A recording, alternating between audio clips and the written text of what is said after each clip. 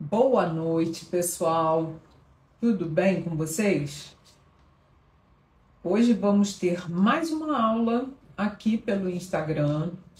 A gente vai denominar da aula do Admit 19 e nós vamos falar sobre o inventariante digital, com base na decisão recente do STJ, em que criou a figura do inventariante digital por jurisprudência. Porque o que nós vamos estudar hoje sobre esse inventariante digital no STJ? O que vai mudar na sucessão dos bens digitais. Tá? Então, o inventariante digital não tem nada a ver com o inventário digital, ok? Porque o inventário digital ele já existe por causa do provimento 100 do CNJ. Mas aqui é a nomeação de um inventariante digital. Então, a gente vai tomar como base para a aula de hoje a decisão da terceira turma do STJ, o RESPEL 2.124.424, que inaugurou um marco no direito sucessório em relação aos bens digitais, porque a gente sabe que a herança digital ela já existe, ela já é contabilizada para fins de inventário, mas essa figura do inventariante digital ela é recente, criada, portanto, pelo STJ. O voto da ministra Nancy Andrighi foi essencial para que criasse essa figura, considerando também o marco civil da internet, tá? Então, o que é esse inventariante digital, né? Porque essa decisão, ela veio preencher essa lacuna, esse vácuo que existe sobre a herança digital, equilibrando o direito sucessório dos herdeiros com a proteção à intimidade do falecido. Por quê? Porque o inventariante digital ele vai ter acesso a esses bens digitais, sejam os criptoativos, seja uma conta monetizada no YouTube, no Instagram, e mais a intimidade do falecido ela vai ser preservada, que é isso que é o importante, tá? Então, o que é o inventariante digital a gente vai ver aqui na aula de hoje, né? E quando ele será nomeado. Então, a terceira turma do STJ, como eu falei, admitiu a nomeação de um inventariante especializado, que é como se ele fosse um perito judicial, tá? Não tem nada a ver com o inventariante do inventário, né? Porque o inventariante num inventário comum, ele é o gestor do espólio. O que é o espólio? É o conjunto de bens, direitos e obrigações do falecido. E todo inventário tem que ter um inventariante, que é o gestor desse inventário. E os bens digitais, eles também vão para o inventário. Porém, essa figura do inventariante digital, ela é criada, né, apenas para poder identificar os bens digitais patrimoniais, se porventura existir, né, e apresentar o relatório ao juiz. Tá? Então, ele não é herdeiro, ele não vai substituir o inventariante tradicional, ele é um perito auxiliar do juízo, nos termos do artigo 156 do Código de Processo Civil. Tá? Então, temos aí as hipóteses para as práticas de uso, né, dessa figura do inventariante digital, que são casos em que vai existir essa tenacidade e o risco de perda do patrimônio. Tá? Por quê? Porque tem muitas pessoas que têm criptomoedas, né, e com essas criptomoedas em carteiras digitais, como é que isso vai ter, como é que os herdeiros vão ter acesso? Então, por conta disso, o inventariante judicial ele precisa ser nomeado para investigar dentro daquele iPad, dentro daquele MacBook, do celular, né, de qualquer celular, se existe esse bem ativo, né, para poder os herdeiros terem acesso a esses bens, tá? Então, pode ser também arquivos, licenças com valor econômico, e-book, softwares, tem até aqueles jogos, né, NFTs. Então tem muita coisa que pode ser considerada bem digital e vai entrar na herança, tá? Então, o leading case, né, que motivou esse RESP e essa decisão do STJ foi justamente o caso de herdeiros de um falecido que tinham um iPad e aí eles foram para a justiça para poder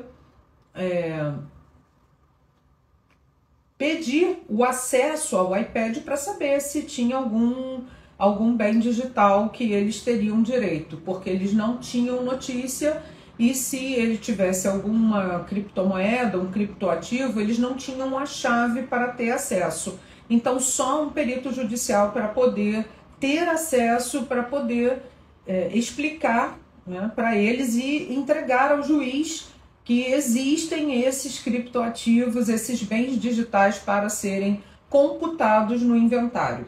Tá? Então, porém, né, a gente sabe que tem YouTube que é monetizado, por exemplo, a Marília Mendonça, o canal do YouTube dela é altamente monetizado porque canais que têm muitos inscritos, mais de 200 mil pessoas inscritas, acabam sendo monetizados por conta da visualização. Tá? Então, isso acaba também entrando para a herança. Alguns contratos digitais patrimoniais, né, e esses perfis monetizados, inclusive do Instagram, quando tem contratos publicitários de influencers e se porventura esse influencer digital falecer, ele tem também, os herdeiros têm direito a receber essa monetização pelo perfil que tem esse contrato publicitário.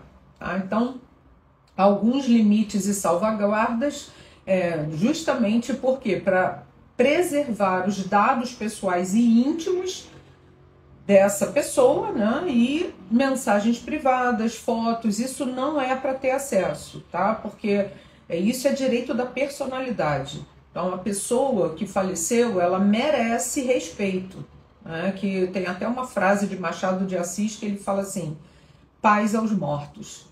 Né? Então, isso deve ser preservado, a intimidade de quem já faleceu deve ser preservada. Então, a questão aqui do inventariante digital é apenas para fazer uma busca se existe algum criptoativo.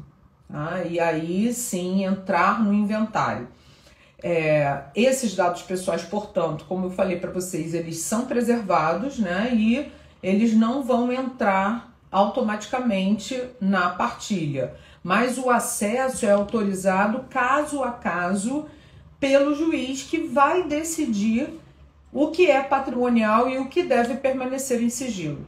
Tá? Porque aí fotos, mensagens, por exemplo, que as pessoas trocam pelo direct, pelo Facebook também, isso precisa ser preservado. Tá? E a posição no processo é que esse inventariante judicial, ele é um auxiliar do juízo.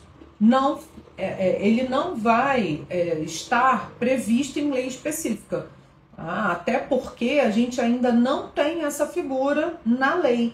Mas a gente tem o Marco Civil da Internet e tem, pelo artigo 156 do CPC, a figura do inventariante, do perito judicial, que vai auxiliar o juízo. Tá? Então, na herança digital, inexiste essa nomenclatura que foi agora inovada, né, pela decisão recentíssima do STJ em relação a essas situações. Então, a decisão é jurisprudencial, ainda não temos lei a respeito, e ela tem um efeito de orientar os próximos casos semelhantes, e todos os casos semelhantes. Né? Teve até um caso de uma menina que faleceu, ela teria cometido suicídio, né? E aí a mãe queria ter acesso, isso foi na Alemanha, tá? A mãe queria ter acesso às últimas mensagens trocadas, para entender o motivo pelo qual a filha dela teria cometido aquele ato. E aí o juiz não autorizou essa quebra de sigilo, porque por causa da intimidade, da privacidade. Então, ter acesso a fotos, a mensagens, não, mas ter acesso a possíveis bens digitais, sim. Tá? Então, o que a decisão aqui a gente está sob análise, né, desse RESP, é que o precedente ele trata do acesso técnico a bens digitais em inventário judicial. Tá? Então, o inventário judicial eletrônico ele é feito pelo e-notariado por causa do provimento 100 CNJ, né, que é um inventário feito por videoconferência, que eu gosto muito de fazer os atos notariais através de videoconferência, e tem todo um procedimento, né, que é simples para todos os advogados fazerem desta forma, né, e esse inventário judicial, perdão, esse inventário extrajudicial, ele é regrado pelo provimento 100 do CNJ, tá?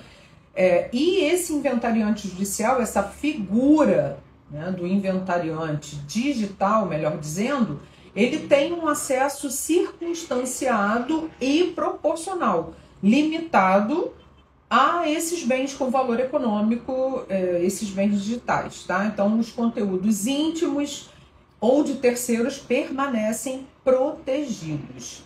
E aí, como adaptar o seu fluxo de trabalho no direito das sucessões, né? Porque o direito das sucessões, ele é um nicho muito interessante, né? Que eu gosto muito de atuar nesse nicho, família, sucessões e regularização imobiliária, que isso é que envolve o direito patrimonial, porque tem muita coisa envolvida dentro dessa nomenclatura de direito patrimonial. Então, você vai fazer um checklist inicial com o seu cliente, perguntar sobre possíveis ativos digitais, exchanges, né? Algumas moedas, por exemplo, um Bitcoin hoje está valendo 600 mil reais. Né? Então, isso tem valor econômico e isso deveria estar, por exemplo, num testamento digital. Né? Você pode oferecer um serviço para o seu cliente para você redigir o testamento dele, que é o mais comum, é o testamento público, e colocar uma cláusula falando sobre os bens digitais, se ele quer nomear um curador específico para tratar desses bens digitais e fornecer a chave, por exemplo, das criptomoedas. Tá? Então, são alguns bens digitais que podem estar relacionados a isso. Né? Ou a pessoa tem um marketplace, tem softwares, tem canais monetizados, né? Então tem muita gente hoje que no próprio Instagram, ele já viram isso? Que a pessoa ela vende um produto, né? Ela anuncia o produto de uma outra loja e aí ela fala assim, use o meu cupom, fulano 10. E aí a pessoa usa o cupom dela. Isso é uma forma de marketplace também. Tá? Então, a gente precisa perguntar isso para os clientes, verificar a existência de credenciais, contratos, se tem comprovantes no imposto de renda. Tá? Então, as provas e a preservação, elas são essenciais para constar aqui dentro desse julgado que teve recentemente. Tá? Então, a gente vai orientar a preservação de e-mails de confirmação, notas fiscais digitais, extratos de exchanges, porque tem muita gente que faz essa transferência de valores, né, de contas para outro país. Então, caso haja o risco de perda, você vai requerer ao juiz a nomeação do perito especializado. Aí é que surge a figura do inventariante digital. Tá? Então, tem uma integração com o cartório quando se tratar de inventário extrajudicial. E se esse inventário for extrajudicial, a gente vai utilizar o e-notariado, como eu falei, né, como videoconferência, assinaturas digitais que você tem que ter um cadastro prévio no e-notariado. Inclusive ontem na aula da pós eu falei sobre isso, né, e vou ensinar o passo a passo para criar esse cadastro no e-notariado. E a gente pode também prever a redação das cláusulas preventivas. Como eu falei, é muito importante também redigir testamentos, pactos, contratos familiares, que a gente vai antecipar as diretrizes sobre acesso a credenciais. Inclusive, ao final da aula eu vou falar como é que você transforma o seu Instagram, o seu Facebook em memoriais, que isso pode ser feito também, tá? Então, aquela pessoa que faleceu, ela pode transformar, já manifestar em vida o que ela quer que seja feito com o seu Instagram ou com o seu Facebook, tá? Então, tem também a questão dos riscos, da ética e da conformidade, o sigilo, que é um escopo bem definido do perito, que o perito judicial aí, no caso, para auxiliar o juízo, que é esse que vai ser o inventariante digital, ele está totalmente comprometido com o sigilo. Ele não pode acessar fotos e nem mensagens, né? Ele vai só prestar um relatório, ele vai emitir um relatório que é auditável e restrito a bens patrimoniais, tá? Então, por quê? Porque a privacidade das pessoas falecidas precisa ser preservada por conta do direito da personalidade, tá?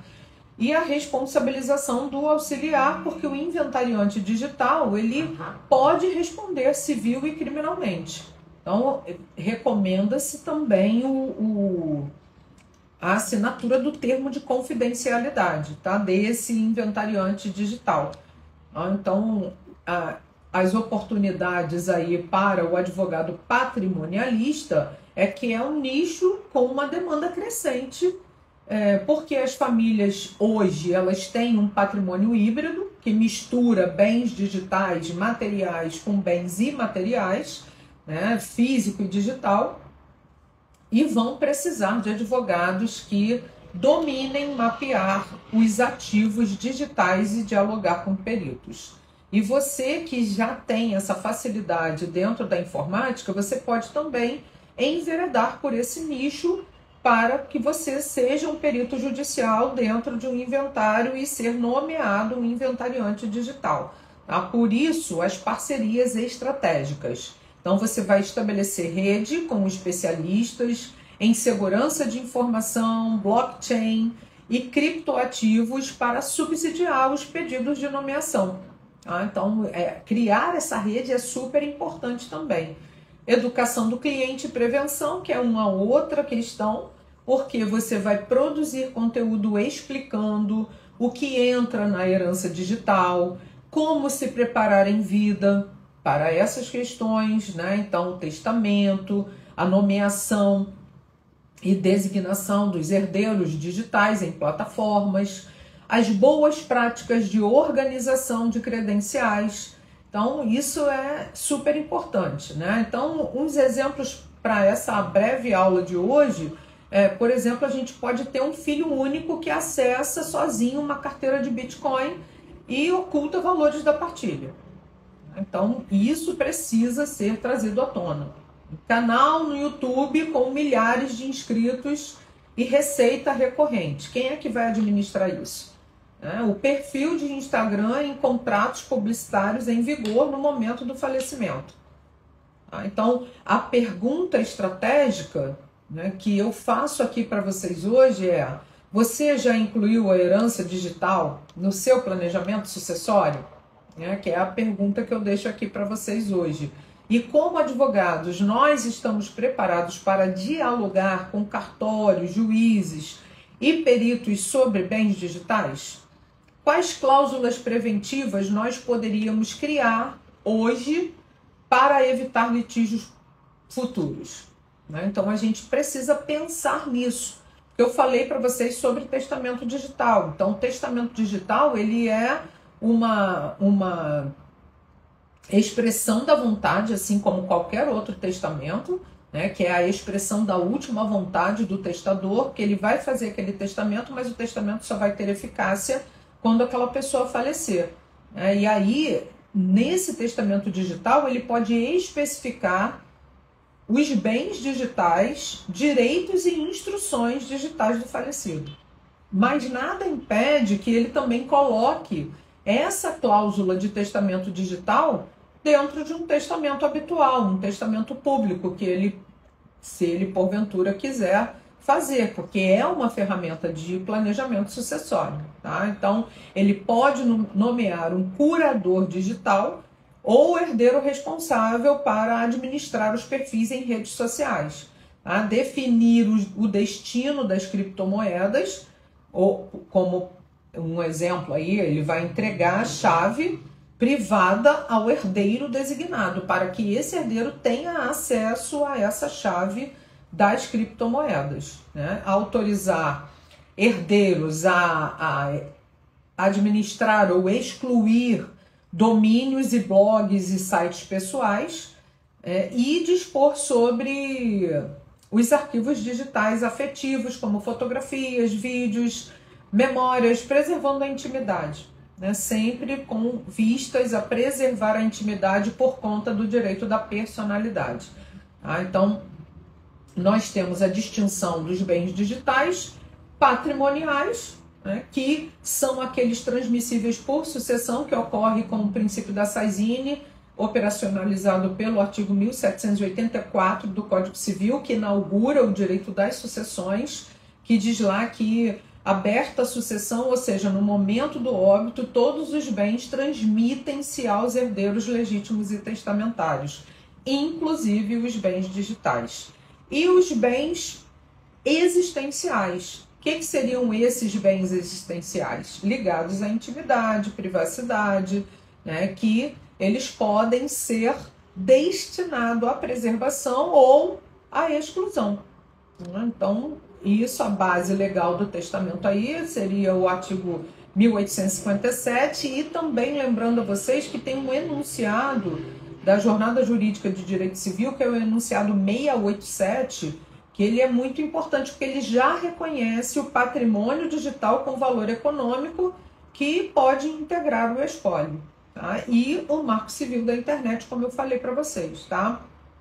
Então, isso é só para a gente refletir, né? E colocar para vocês como é que a gente faz e transforma o Instagram num memorial, né? O Facebook tem, lá nas configurações, você pode ir lá nas configurações e denominar uma pessoa que vai ficar responsável por administrar o seu Facebook, tá? Então, vai em configurações, privacidade, tá? Se você quiser já fazer isso, clica em configurações de conta, memorialização, tá? Porque aí você vai tornar a sua conta um memorial. Você vai escolher um contato lá do seu hall de amigos para ser um contato herdeiro, e essa pessoa vai poder gerenciar os pedidos de amizades pendentes, fixar os posts de homenagem, trocar foto do perfil e capa, mas não pode acessar mensagens privadas, tá? E também é possível você pleitear a exclusão da conta definitiva após a morte. E aí, após o falecimento, o contato herdeiro que foi escolhido por essa pessoa que tem o perfil no Facebook, ela vai enviar o comprovante de óbito para que passe a figurar lá o perfil em memória de fulano, tá? No Instagram não tem conta memorial, tá? Mas ele não tem contato herdeiro, mas ele aceita pedidos de memorialização. Então, qualquer pessoa pode solicitar enviando a certidão de óbito pelo link de ajuda do Instagram, tá? Então, mesmo que você não tenha acesso à senha daquela pessoa, você vai enviar a certidão de óbito pelo link de ajuda do Instagram para a conta ser memorializada, tá? Então, aí vai também ficar em memória de fulano de tal. E isso permite que os herdeiros continuem vendo publicações e interagindo com homenagens, e também é possível a remoção da conta, tá? Então, isso é super importante para a gente saber como é que isso funciona, tá? Então, essa figura do inventariante digital foi criada agora pela jurisprudência, e nós, advogados patrimonialistas, precisamos nos informar a respeito dessas inovações, né? Porque foi a partir de um caso concreto, mas isso obviamente vai poder ser utilizado em quaisquer outros casos em que esteja envolvido bens digitais, estejam envolvidos os bens digitais de pessoas que faleceram, tá? Então, esse RESP 2.124424 não apenas resolveu um caso concreto, mas ele criou o inventariante digital